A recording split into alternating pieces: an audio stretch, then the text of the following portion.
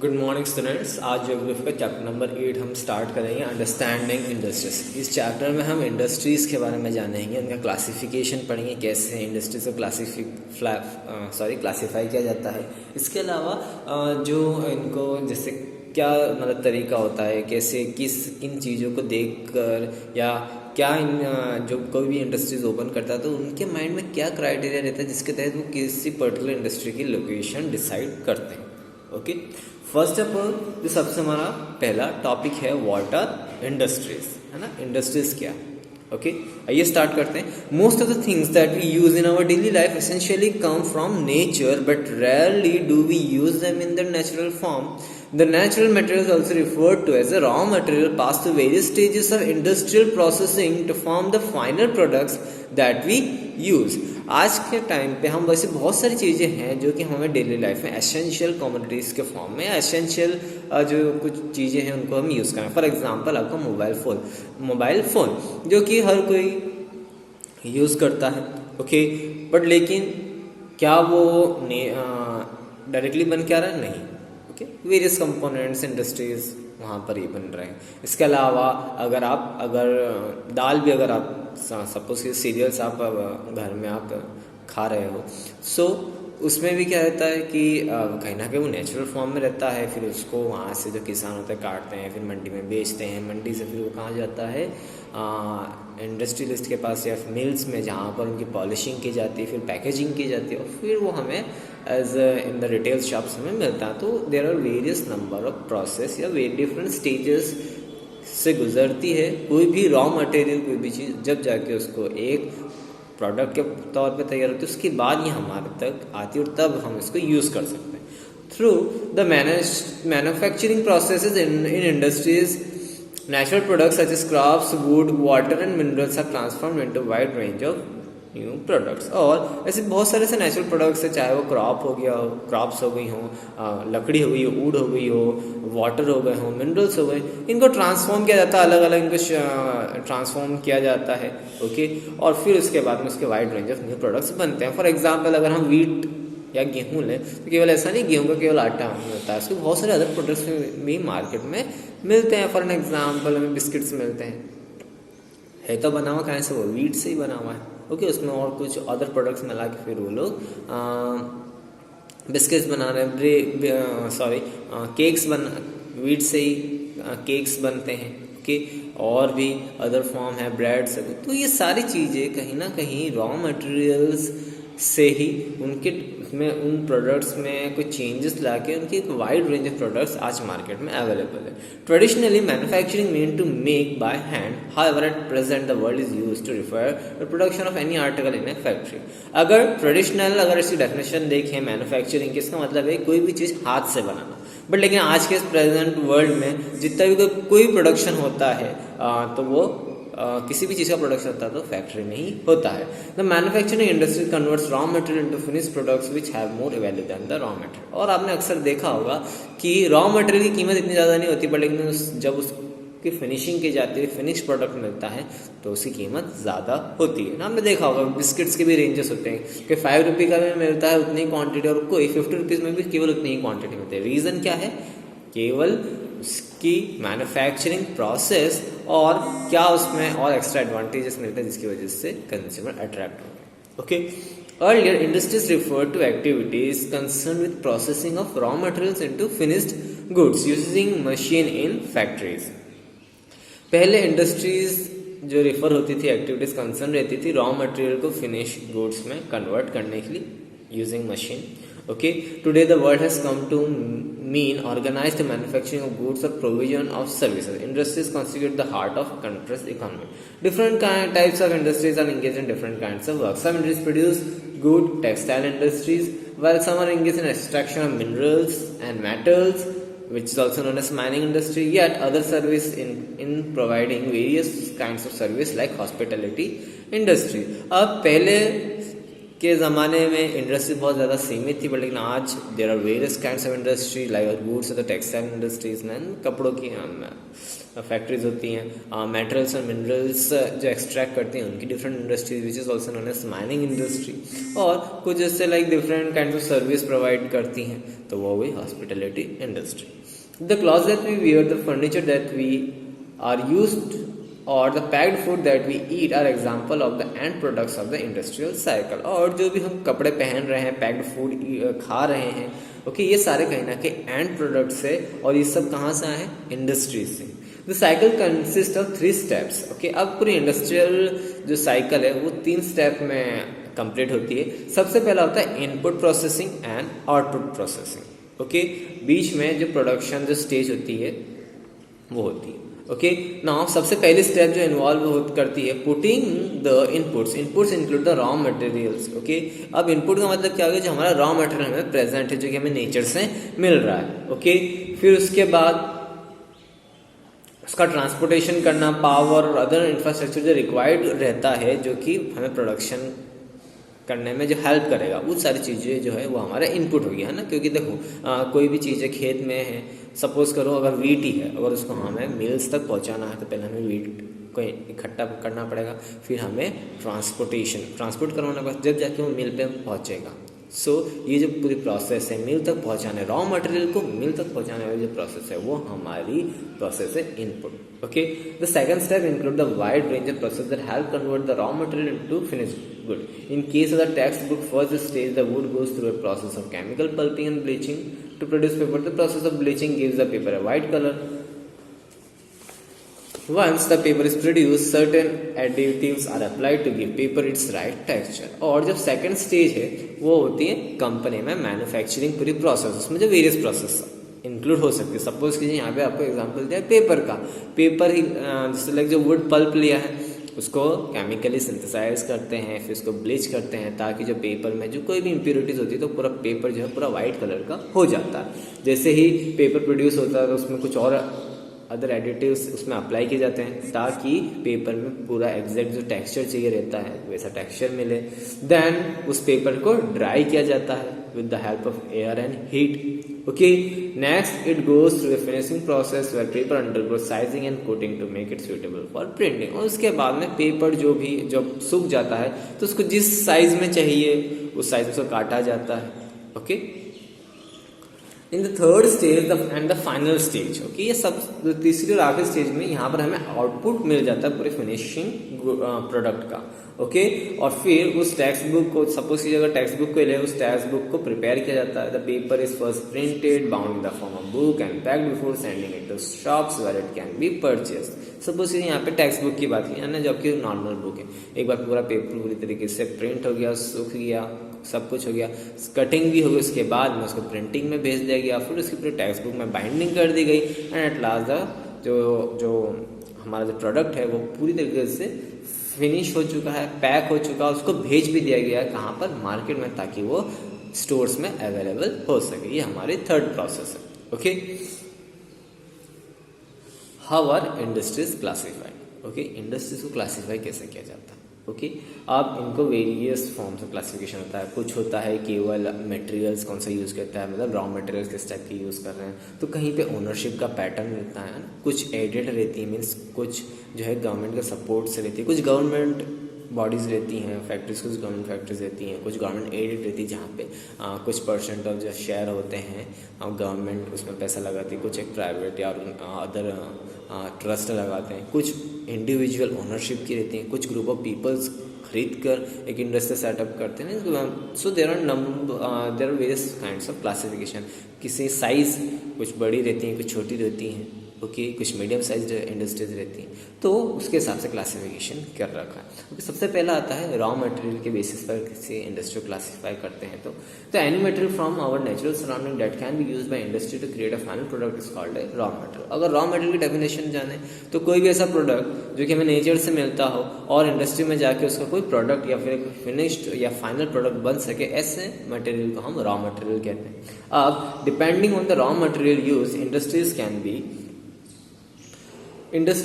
B of different types. अब अगर हम रॉ मटेरियल के ऊपर डिपेंड करके देखें तो इंडस्ट्री अलग अलग टाइप्स की हो सकती है। For an example, parts of plant and animal production such as seeds, fruits, flower, meat, horns and hide are used as a raw material to produce goods like vegetable oil, cotton and dairy and leather products. Industries that manufacture such goods are known as agro based industry. अब raw material के basis पे सबसे पहली industry आती है agro based industry. Agro based industries में यानी कि ऐसी कुछ इंडस्ट्री जो कि एग्रीकल्चर से जुड़ी हुई, और एग्रीकल्चर केवल सीमित नहीं है केवल प्लांट्स पे।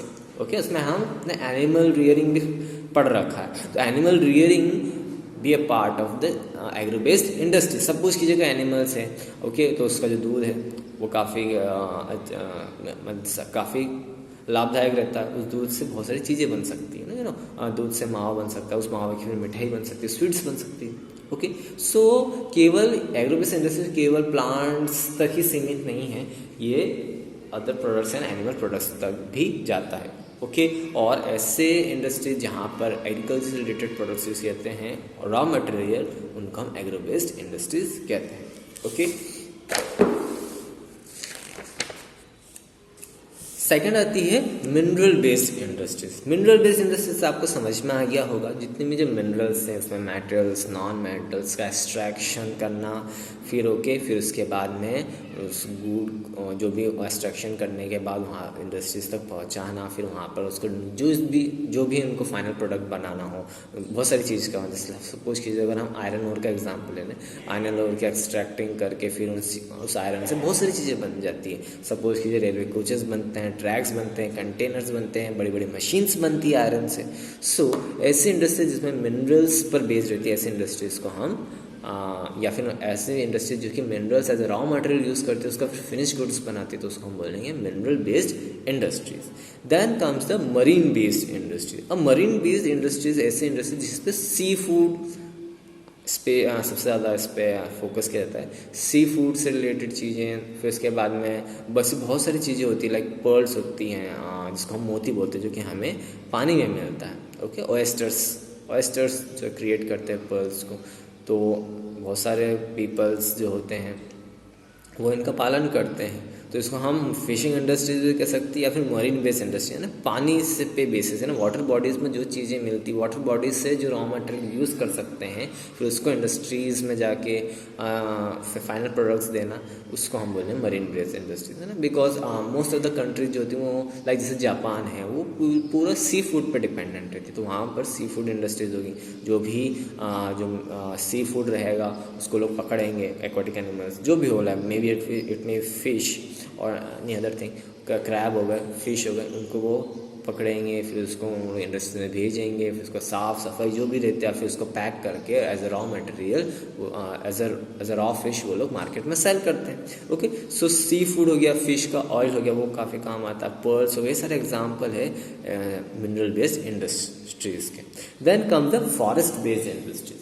ओके, फॉरेस्ट में जो भी हमें रॉ मटेरियल मिल सकता हो सकता है उसमें मेडिकल हर्ब्स मिल सकते हैं। ओके, उसमें पेपर बनाने के लिए हमें वुड मिलता है, फर्नीचर बनाने के लिए टिम्बर मिलता है। ओके, ऐसे इंडस्ट्रीज जो कि फॉरेस्ट पर डिपेंडेंट रहेगी वो हमारी फॉरेस्ट बेस्ड इंडस्ट्रीज होगी, मीन्स रॉ मटेरियल जितना भी वो फॉरेस्ट से हमें मिल रहा है। ओके, ये तो हो गया classification on the basis of the raw material. अब हम क्लासिफिकेशन करेंगे on the basis of the ownership. Okay, ownership आप सभी जानते हो, मालिकाना हक। ओके, अब इसमें कुछ एक होती है प्राइवेटली ओन इंडस्ट्रीज और दूसरी होती है जो कि स्टेट ओन करती है, कोई गवर्नमेंट बॉडी या जिसको ऑपरेट गवर्नमेंट करता है ना। सबसे पहले अगर हम बात करें तो वो है privately own industries. Okay, privately own यानी कोई इंडिविजुअल उसने ओन कर रखी है ना। सपोज अगर आपने कोई इंडस्ट्रीज ओन कर रखी है तो that will be an example of an privately own industries. Example like Tata group of industries. Okay, ये एक एग्जाम्पल है प्राइवेटली ओन है, क्योंकि प्राइवेट ओन इंडस्ट्रीज है जो कि आयरन का मैन्युफैक्चरिंग करती हैं, इसके अलावा आयरन स्टील का मैन्युफैक्चरिंग करती हैं, इसके अलावा अदर लाइक कंसल्टेंसी सर्विस देती हैं। ओके, इसके अलावा स्टेट ओन्ड या फिर गवर्नमेंट ऑपरेटेड इंडस्ट्रीज होती हैं जिसमें कि हमारे IOCL आ जाती है। Okay, Indian oil corporation limited, state bank of India, ये सारी ऐसी इंडस्ट्रीज हम बोल सकते हैं जो कि गवर्नमेंट ऑपरेटेड इंडस्ट्रीज हैं। ओके, इनको हम पब्लिक सेक्टर इंडस्ट्रीज के नाम से भी जानते हैं, IOCL, Bharat petroleum, okay, HP, Hindustan petroleum, ये सारी ऐसी इंडस्ट्रीज़ हैं जो कि गवर्नमेंट बेस्ड या फिर गवर्नमेंट इनकॉर्पोरेट करती हैं। ऐसे इंडस्ट्रीज़ को हम स्टेट ओन्ड या फिर ऑपरेटेड बाय गवर्नमेंट्स इंडस्ट्रीज़ के नाम से जानते हैं। Then comes the industries which are own and operated in a partnership. Okay, जब एक ग्रुप ऑफ पीपल मिल के किसी इंडस्ट्री को डेवलप करते हैं तो इसको हम जॉइंट सेक्टर इंडस्ट्रीज कह सकते हैं। जब वहाँ पर पार्टनरशिप के बेसिस पे है ना 5 से 6 लोग पार्टनरशिप करके कोई इंडस्ट्री सेटअप करते हैं, इसको हम जॉइंट सेक्टर इंडस्ट्रीज कह सकते हैं। या फिर कभी state means like government body और इंडिविजुअल ग्रुप ऑफ पीपल्स या फिर एक इंडिविजुअल जब आपस में मिलकर कोलैबोरेट करके कोई इंडस्ट्री सेटअप करते हैं तो उसको भी हम बोलते हैं जॉइंट सेक्टर इंडस्ट्री। ओके, इसमें दोनों तरीके से हो सकता है, ग्रुप ऑफ मेंबर्स में मिलके प्राइवेटली इंडस्ट्री सेटअप कर सकते हैं जिसमें उनकी पार्टनरशिप रहती है, और एक दूसरा फॉर्म भी रहता है जिसमें गवर्नमेंट एडेड रहती है, मीन्स गवर्नमेंट का भी उसमें भी ऑपरेट करती है ना, इंडिविजुअल दूसरा पर्सन उसमें ऑपरेट करके उस इंडस्ट्री को रन करता है। ऐसी इंडस्ट्रीज को हम बोलते हैं जॉइंट सेक्टर इंडस्ट्री। इसमें आपकी बुक में एग्जांपल है, Maharashtra scooter limited is a partnership between the government of Maharashtra and the Bajaj group. Okay, Maharashtra scooter limited नाम की कंपनी है, ओके, जो कि जॉइंट सेक्टर इंडस्ट्री का एग्जांपल है, जो कि गवर्नमेंट ऑफ महाराष्ट्र और बजाज जो ग्रुप है ना, आप बजाज ग्रुप के अपने व्हीकल्स सुने होंगे ना, बजाज के जो व्हीकल्स मोटरसाइकिल जो बनाते हैं, स्कूटर्स बनाते हैं, ये दोनों मिलकर न जॉइंट सेक्टर इंडस्ट्रीज सेटअप की है महाराष्ट्र में, which is also known as Maharashtra Scooters Limited. इसके अलावा एक और अनदर एग्जांपल है मारुति सुजुकी इंडिया लिमिटेड, जो कि कंपनी जो है कार मैन्युफैक्चर करती है, government aided company. Okay, then comes the cooperative industries, the producers, suppliers and workers from their own cooperative society। हम cooperative societies को पहले पढ़ चुके हैं। cooperative societies में क्या होता है कि इसमें प्रोड्यूसर जो होते हैं, सप्लायर्स होते हैं, वर्कर्स सब मिलजुल के काम करते हैं, उनका जो प्रॉफिट होता है वो इक्वली बढ़ता है, चाहे वो वर्कर हो, उनका परसेंटेज रहता है, वर्कर्स को इतना परसेंटेज प्रॉफिट का शेयर मिलेगा, प्रोड्यूसर्स को इतना। सो ये हम कोऑपरेटिव सोसाइटी या फिर कोऑपरेटिव इंडस्ट्रीज बोल सकते हैं। इसका सबसे बड़ा एग्जांपल है अमूल, एक one of the leading sector है कोऑपरेटिव सोसाइटी का, जो कि जो जिसको भी Gujarat state cooperative milk marketing federation limited के नाम से जाना जाता है। ये एक एग्जांपल है कोऑपरेटिव इंडस्ट्रीज का। Okay, then comes the size. Okay, size के हिसाब से large scale, small scale, depending करता है कि कितना कैपिटल इन्वेस्ट किया ना, कितना उन्होंने कैपिटल इन्वेस्ट करना ना, मशीनरी वर्क हो गया, पैसा हो गया, सब कुछ हो गया, वर्कर्स हो गए, सारे कैपिटल में आते हैं। Okay, machinery works, raw material, कितना पैसा उन्होंने इन्वेस्ट किया है, उस हिसाब से हम इंडस्ट्री को क्लासीफाई करते हैं। ओके, सबसे पहले आती है cottage industry. Okay, cottage industry ऐसी इंडस्ट्री जो कि हैंडमेड प्रोडक्ट्स बनाती हैं। ओके, हो सकता है हैंड वोवन बास्केट, जो हाथों से जो बास्केट बनती है, लकड़ी से जो बास्केट बनती है, टेक्सटाइल हो गया जो हाथ से बनता है, टॉयज हो गए, पोट्री हो गई, ओके, मिट्टी के बर्तन हो गए, ये सारी स्मॉल स्केल इंडस्ट्रीज हैं। ओके, अचार पापड़ की इंडस्ट्री भी कॉटेज इंडस्ट्री में आती है। Okay, so as the name suggest, small scale industry, small company enterprise requiring less capital. इसमें इन्वेस्टमेंट कैपिटल कम लगता है, आपको ज़्यादा इन्वेस्टमेंट नहीं करना पड़ता है, और सिंस ज़्यादा जो काम होता है हाथों से होता है तो मशीनरी वर्क भी नहीं लगता है। ओके, इसका एग्जांपल है पिथानी साड़ीज है, चन्नापटना टॉयज एंड कोल्हापुरी चप्पल्स, ऐसे एग्जांपल्स हैं जो कि कॉटेज इंडस्ट्री या स्मॉल स्केल इंडस्ट्री के एग्जांपल हैं। फिर आती है एंसिलरीज इंडस्ट्री, जो कि type of small scale industry है, पर लेकिन दैट मैन्युफैक्चर पार्ट्स और components and tools that cater to larger industry. Ancillaries industry ऐसी होती है जो कि किसी पर्टिकुलर प्रोडक्ट के कोई पार्ट से बनाता हो। फॉर एन एग्जाम्पल लाइक आप बाइक है तो कोई ऐसी इंडस्ट्री होती है जो केवल गियर ही बनाती है। ओके, कुछ ऐसे इंडस्ट्रीज होती हैं जो कि केवल टैंक, जो गाड़ी का जो टैंक होता है उसको बनाती हैं। ओके, वो केवल किसी एक प्रोडक्ट का पार्ट्स बनाते हैं, पर लेकिन वो प्रोडक्ट का पार्ट्स इन बड़े इंडस्ट्रीज को रिक्वायर्ड होता है या नीड होती है। तो ये ऐसे एग्जांपल, कुछ कंपनी ऐसी जो केवल गाड़ी की सीट्स बनाती है, कुछ कंपनी ऐसी होती है जो गाड़ी की केवल हेडलाइट्स बनाती है। तो ऐसी इंडस्ट्रीज जो कि किसी बड़ी इंडस्ट्रीज के छोटे छोटे पार्ट्स बनाए, उसे हम एंसिलरी इंडस्ट्रीज कहते हैं। Then comes a large scale industry, okay, large scale industry है automated power production, is capital man power is intense. एक लार्ज स्केल इंडस्ट्री में कैपिटल भी बहुत ज़्यादा चाहिए, इन्वेस्टमेंट बहुत ज़्यादा चाहिए, बड़े बड़े मशीन्स होना चाहिए, ओके, और मैन पावर भी बहुत ज़्यादा, means there should be number of, बहुत ज़्यादा नंबर ऑफ पीपल्स होने चाहिए जो कि एम्प्लॉयड होने चाहिए, ओके, उस इंडस्ट्रीज में काम अच्छे से हो सके। In such industries heavy investment is required to set up the production unit and the procure the machinery required. Okay, ऐसे इंडस्ट्रीज में बहुत ज़्यादा आपको इन्वेस्टमेंट भी चाहिए, बहुत ज़्यादा मजदूर चाहिए, बहुत ज़्यादा मशीनरी वर्क मशीन्स चाहिए। Okay, the iron and steel industry example है लार्ज स्केल इंडस्ट्री का। इसके अलावा टेक्सटाइल इंडस्ट्री है, ऑटोमोबाइल इंडस्ट्रीज़ हैं जहाँ पर कार मैन्युफैक्चर असेंबल होती हैं, ये सारे एग्जाम्पल हैं आपके लार्ज स्केल इंडस्ट्रीज के। ओके,